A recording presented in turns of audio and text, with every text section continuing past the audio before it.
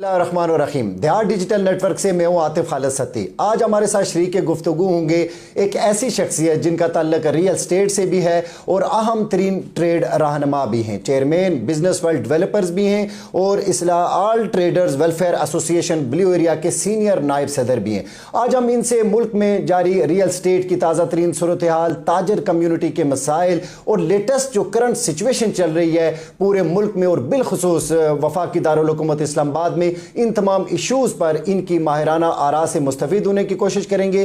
तो आइए गुफ्तगू का सिलसिला शुरू करते हैं। जनाब राजा हामिद महमूद साहब, अस्सलाम वालेकुम। राजा साहब, बहुत शुक्रिया, आपने अपनी गुनागू मसरूफियात से वक्त निकाला और हमारे प्रोग्राम के लिए हमें टाइम दिया।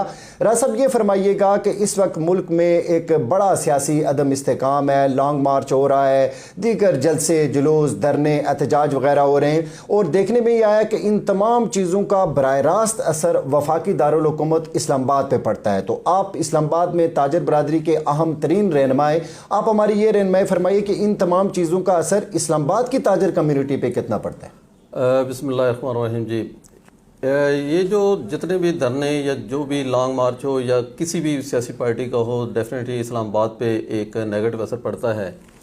लेकिन देखना ये होता है कि ये सारी चीज़ें क्यों हो रही हैं। क्या उससे पहले सब ठीक चल रहा था, फिर तो डेफिनेटली ये जो हो रहा है ये गलत हो रहा है। लेकिन ये धरने, ये मार्च, इससे पहले पिछले 6 महीने से जो मुल्क की सिचुएशन है उसमें एक नुमाया एक हफरा तफरी और गैर यकीनी सूरत हाल पैदा हो गई थी। जो बिज़नेस रियल एस्टेट से जुड़े कोई 38 इंडस्ट्री चल रही हैं और वो सारी की सारी तबाही की तरफ जा रही थी और पहले ही लोग परेशान थे, कारोबारी नीचे जा रहा था। और पिछले दिनों आपने सर्वे भी देखा होगा, 88% जो ताजर है वो मायूसी का शिकार है। और वो मायूसी का शिकार इस धरने और मार्च की वजह से नहीं है, वो इससे पहले ही है। लेकिन जब ये चीज़ और आएगी, इस्लामाबाद की तरफ लोग आएंगे तो डेफिनेटली और ज़्यादा एक नेगेटिविटी बढ़ेगी और मैशत और नीचे मारी जाएगी। ये मुल्क के लिए बिल्कुल ठीक नहीं है। इसके लिए को ऐसा हल होना चाहिए जो बगैर इन धरने और मार्च के अलावा ही इसका हल निकलना चाहिए। Right sir. अच्छा, अपना राजा साहब, आप जो है वो ब्लू एरिया में ताजर बरादरी की जो है वो नुमाइंदगी करते हैं और ये जहाँ पे अभी हम बैठे हुए हैं ये साथ ही डी चौक है। तो जितने भी हम ये देखते हैं लॉन्ग मार्च या धरने वगैरह होते हैं उसमें ये डी चौक आके बंद कर दिया जाता है। तो करीब ही ब्लू एरिया में आप लोग मौजूद हैं, तो आप लोग इस सारी सिचुएशन में कितना सर्वाइव करते हैं? इसमें जी ओवरऑल तो पूरा इस्लामाबाद इसमें सफ़र करता है, लेकिन ब्लू एरिया ख़ास तौर पे मैं पिछले 20 साल से इस्लामाबाद ब्लू एरिया में हूँ।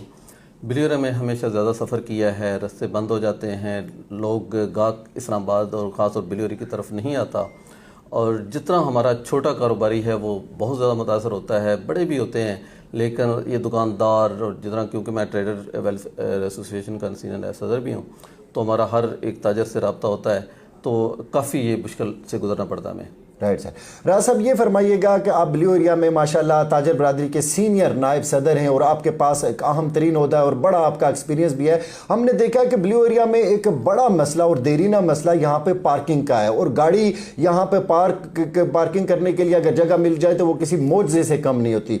आप ये फरमाइए कि ये देरीना मसला क्यों नहीं हल हो रहा और आपकी नज़र में इसका सोल्यूशन क्या है? इसमें जो पार्किंग का प्रॉब्लम है ये ओवरऑल सिर्फ ब्लू एरिया में नहीं है, ये F10 G11 तमाम मराकज़ में है, लेकिन ब्लू एरिया में इसका मसला थोड़ा ज़्यादा है। हमने पिछले जो एसोसिएशन थी हमारी, जो पहला टेन्योर था उसमें के अंदर 2 पार्किंग हमने अप्रूव कराई हैं। एक सेवर के सामने आधा शुरू हो चुका है और एक और भी है, लेकिन उसके बावजूद को ख़ास इसका फ़र्क नहीं पड़ेगा। इतनी ज़्यादा आबादी बढ़ गई है और बहुत बड़ी जो मार्केटिंग कंपनियाँ हैं वो ब्लू एरिया की तरफ ज़्यादा रुझान है उनका आने का, क्योंकि एक नाम है ब्लू एरिया की ख़ास मकाम रखता है, तो उस वजह से ख़ास उसकी वजह से भी कोई फ़र्क नहीं पड़ा। इसके लिए अभी भी हमारी जो एसोसिएशन है वो CDA चेयरमैन जो हैं उनके साथ रब्ते में है कि कुछ और भी इसका ये ग्रीन बेल्ट सामने जो है या तो इसको हमारे पार्किंग के लिए दी जाए। इस तरह की चीज़ चल रही है, लेकिन ये डेफिनेटली जिस तरह आप कह रहे हैं काफ़ी प्रॉब्लम है, इसमें कोई दूसरी राय नहीं है। तो इसका सोल्यूशन क्या है? आप हमारे फोरम से जो है वो अरबाब इख्तियार को क्या मुतालबा करेंगे कि ब्लू एरिया में पार्किंग का ये मसला हल हो जाए? सर, पार्किंग प्लाजे ही बनाए जाएँ, जिस तरह एक शुरू हो चुका है, एक ही अप्रूवल और भी है, उसको भी जल्द शुरू किया जाए और ये ग्रीन बेल्ट को पार्किंग के लिए खोल दिया जाए। इसके अलावा कोई हल नहीं है, पार्किंग प्लाजा और ये ग्रीन बेल्ट को पार्किंग करना पड़ेगा।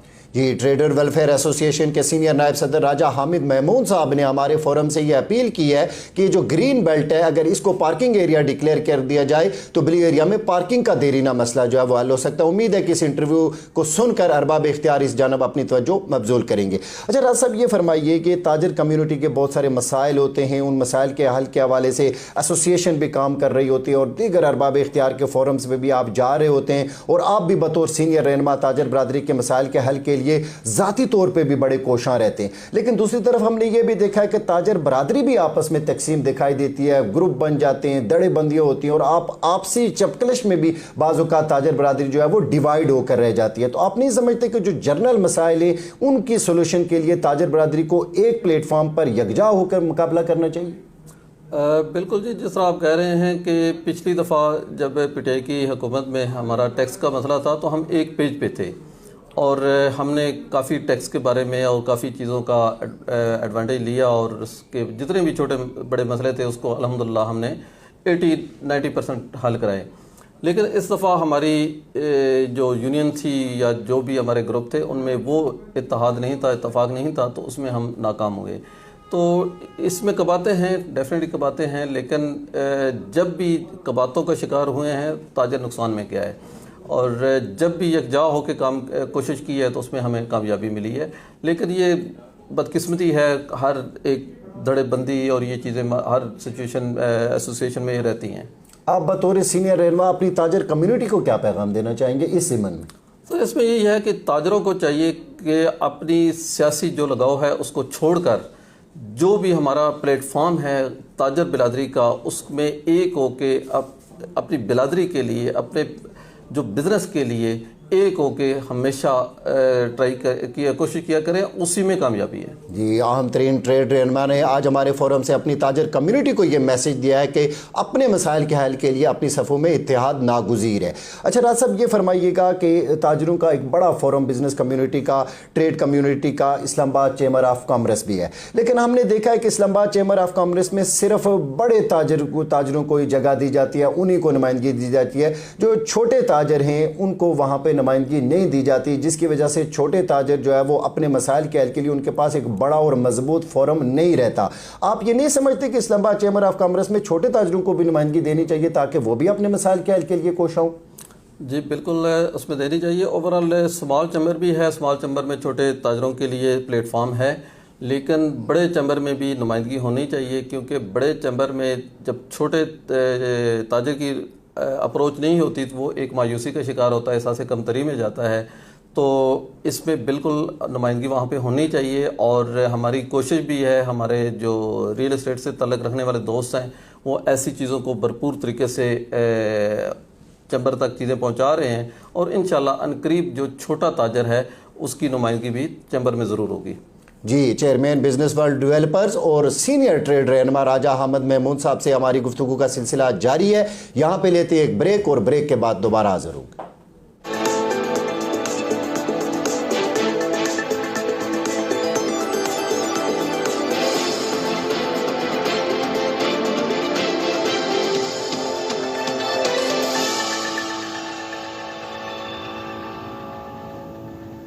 ब्रेक के बाद दोबारा खुशामदीद। आज हमारे साथ मौजूद है चेयरमैन बिजनेस वर्ल्ड डेवलपर्स और सीनियर ट्रेड रहनुमा जनाब राजा हामिद महमूद साहब और हम इन डिफरेंट इशूज़ पर इनकी माहिराना राय से मुस्तफ़ीद होने की कोशिश करें। अच्छा राज साहब, ये फरमाइएगा कि इस वक्त मुल्क में जो है वो मुख्तलिफ हाउसिंग सोसाइटीज़ काम कर रही हैं और इन्हीं सोसाइटीज़ में एक ताज रेजिडेंशिया है जिसकी डिस्ट्रीब्यूशन आपके पास है। आप ये फरमाइए कि क्लाइंट्स के लिए ताज रेजिडेंशिया किस हद तक जो है वो महफूज सोसाइटी है, किस हद तक बेहतर सोसाइटी है, और साथ ये भी फरमाइए कि सेंटोरस मॉल 2 जो कि उन्होंने अनाउंस किया उस पे काम कब तक स्टार्ट हो रहा है? जी, इसमें हाउसिंग सोसाइटी कोई भी हो उसमें 2-3 चीज़ें देखी जाती हैं, लोकेशन, डेवलपर और जो उसका पीछे ओनर हो उसको देखा जाता है। लोकेशन के हिसाब से ये पहला बड़ा ब्रांड है जो इस्लामाबाद में जो शहर के अंदर है। डेवलपर ये खुद हैं सरदार ग्रुप, और सरदार ग्रुप को दुनिया जानती है, ओवरसीज़ भी जानते हैं, पाकिस्तान में भी एक नाम रखते हैं, सेंटोरस की वजह से पूरा पाकिस्तान को जानता है। उनका तमाम पैसा जो है, या आप कह लें कि 90% इन्वेस्टमेंट जो है पाकिस्तान के अंदर है। उसके बाद जो आप सेंटोरस की बात कर रहे हैं, सेंटोरस ये अनकरीब इंशाल्लाह उसका आगाज़ करने जा रहे हैं, क्योंकि कोई भी सोसाइटी जो अपने प्रोजेक्ट के अंदर बड़ा प्रोजेक्ट शुरू करना होता है, या अपने हाउसिंग सोसाइटी के अंदर को बड़ा इस तरह की चीज़ शुरू करनी होती है, तो पहले देखते हैं कि कुछ रेजिडेंशियल एरिया डेवलप हो जाए। तो रेजिडेंशियल एरिया बड़ी तेज़ी के साथ डेवलप हो रहा है, वहाँ पे घर बन रहे हैं जिसमें 5 मरला 10 मरला कनाल 2 कनाल की कंस्ट्रक्शन हो रही है। उसके बाद इंशाअल्लाह ताला ये सेंटोरस और कमर्शियल हब की तरफ जा रहे हैं, जहाँ पे कटिंग शुरू हो चुकी है, और आप अगर अगले 6 से 8 महीने तक देखेंगे तो इंशाअल्लाह वहाँ की सिचुएशन काफ़ी क्लियर हो चुकी होगी। राइट। अच्छा राज साहब, मैं आपके एक्सपीरियंस से फ़ायदा उठाना चाहूँगा। आप ये फरमाइए कि हमारे ओवरसीज़ पाकिस्तानी भाई हैं जो कि मुल्क की इकानमी के लिए की भी रीढ़ की हड्डी किसी हैसियत रखते हैं, वो भी इन्वेस्टमेंट करना चाह रहे होते हैं हाउसिंग सोसाइटीज़ में, और चाह रहे होते हैं कि हम भी कोई प्लाट वगैरह ख़रीदें, लेकिन उनको 2 खतरात और ख़दशात दरपेश रहते हैं। पहली चीज़ तो यह है कि हाउसिंग सोसाइटी जो कुछ दिखा रही होती हैं मौके पर वो चीज़ नहीं होती। दूसरी चीज़ यह है कि वो मुल्क में चूँकि मौजूद नहीं होते, पीछे उनके प्लाट पर कब्ज़ा हो जाता है। तो ओवरसीज़ पाकिस्तानी भाइयों के लिए ताज रेजिडेंशिया किस हद तक महफूज और मौजूद तरीन सोसाइटी है इन्वेस्टमेंट के एतबार से? ताज रेजिडेंशिया में जी सबसे ज़्यादा जो इन्वेस्टमेंट है वो ओवरसीज़ की है, क्योंकि जो सरदार ग्रुप है इनका काफ़ी ओवरऑल जो पाकिस्तान से बाहर है ओवरसीज़ के साथ बहुत अच्छा एक तल्लक भी है, और इनको लोग पसंद भी करते हैं। बहुत बड़ी इन्वेस्टमेंट ओवरसीज़ की है, और हर ओवरसीज़ यहाँ पे बहुत मुतमईन है। मेरे थ्रू भी काफ़ी लोगों ने यहाँ इन्वेस्टमेंट की हुई है।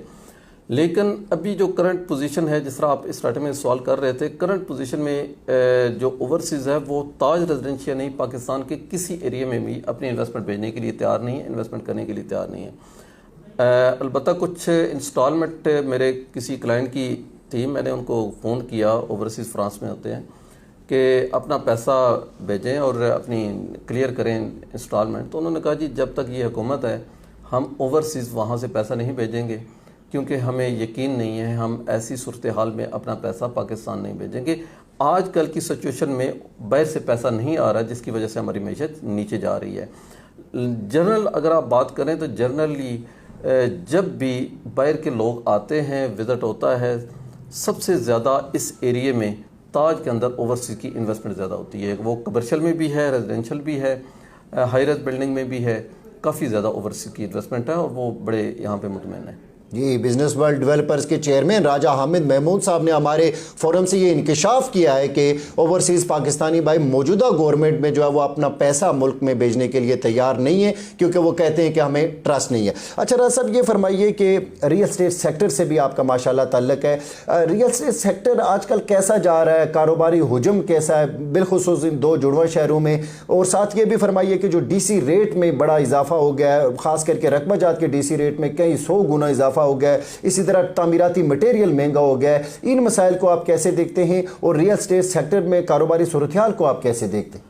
देखिए जी, जो कारोबारी सिस्टम है ये तो पहले ही काफ़ी स्लो था जब से ये हुकूमत आई है। अभी पिछले दिनों आपने अगर सर्वे देखा तो 88% जो बिजनेसमैन है उसने मायूसी का इज़हार किया है। लेकिन ऐसी सिचुएशन में होता यह है कि कोई पैकेज दिया जाता है रियल एस्टेट को, ख़ास तौर पे रियल एस्टेट का मैं इससे तलक भी रखता हूँ, और इस एक इंडस्ट्री को अगर आप कोई पैकेज देते हैं तो इसके साथ 38 इंडस्ट्री जो हैं वो मूव करती हैं और बेहतर होती हैं, जिससे मैशत हमारी बेहतर होती है।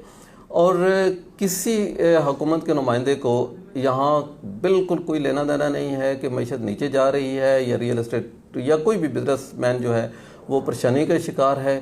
किसी प्लेटफॉर्म पे भी किसी हुकूमती नुमाइंदे को कोई टेंशन नहीं है, जिससे दिन ब दिन हमारी मायूसी जो है वो बढ़ती जा रही है। जी, हुकूमत के अदम तवज्जोही और अदम दिलचस्पी जो है वो आप कह रहे हैं कि बड़ी मायूस कौन है। अच्छा राज साहब, इस ज़िम्न में मेरा आखिरी सवाल आपसे ये है कि जो साबका गवर्नमेंट थी उसने रियल स्टेट सेक्टर को ऊपर उठाने के लिए बड़ी अच्छी स्कीमें दी, जिसमें एमनेस्टी स्कीम भी दी, रियल स्टेट को इंडस्ट्री का दर्जा दिया गया। आप हमारे फोरम से अपने एक्सपीरियंस के मुताबिक मौजूदा गवर्नमेंट को क्या तजावीज़ देंगे कि ये रियल स्टेट सेक्टर जो है वो ग्रूम कर सके? इसमें जो सबसे बेहतरीन जो है वो पैकेज ही है। ये ऐसा पैकेज लाएं, टैक्स कम करें हैं, टैक्स इन्होंने बढ़ा दिए हैं, जबकि सूरत हाल बनती नहीं थी टैक्स बढ़ाने की। टैक्स को कम किया जाए और लोगों को ऐसा पैकेज, जिस तरह पिछली हुकूमत ने पैकेज दिया उससे भी बेहतर पैकेज दिया जाए, जिससे ये इंडस्ट्री जो है ये ग्रोथ करे। और इसके साथ जिस तरह पहले मैं जिक्र कर रहा हूँ, आप देखेंगे कि आपको आइडिया भी है कि कमो बे 38 इंडस्ट्री इसके साथ जो चल रही हैं, आपका मजदूर से लेके टाइल वाला, ईंट वाला, रेत वाला, बजरी वाला, सरिये वाला, तमाम जो कारोबारी हैं वो उनका बिजनेस चल पड़ता है और मैशत इसी से ऊपर जाती है। तो इस हुकूमत को मशवरा है कि अपनी दूसरी जो सिचुएशन, जो आपकी मामलात हैं, उससे थोड़ा सा टाइम निकाल के आप मैशत को बेहतर करने के लिए रियल एस्टेट की तरफ तवज्जो दें और एक अच्छा पैकेज लेके आएँ, जिससे मुल्क की मैशत भी बेहतर हो और हमारे जो कारोबारी हैं, जो 88% का सर्वे आ चुका है कि परेशानी के शिकार हैं, वो उससे निकलें और खुशहाल लाइफ की तरफ वापस आएँ। जी, 88% कारोबारी तबका जो है वो परेशानी का शिकार है और इनके मसाइल के हल के लिए हुकूमत को जो है वो अहम तरीन इनिशिएटिव लेने होंगे ताकि ये मसाइल हल हों। चेयरमैन बिजनेस वर्ल्ड डेवलपर्स और सीनियर ट्रेड रहनुमा जनाब राजा हामिद महमूद साहब की माहिराना आरा से आप मुस्तफ़ीद हो रहे थे। इनसे गाय बगाए नशिस्तों का सिलसिला इंशाल्लाह जारी रहेगा। आज तक के लिए इतना ही। आप सबका बहुत बहुत शुक्रिया।